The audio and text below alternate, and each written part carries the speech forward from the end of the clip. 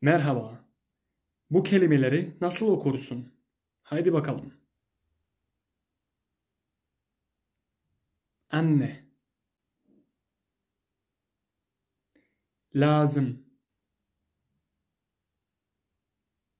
kağıt,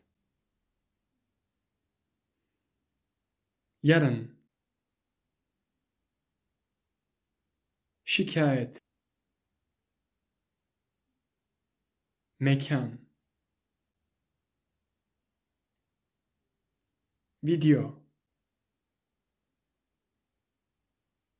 eğer, final, ciddi, kalp, maalesef,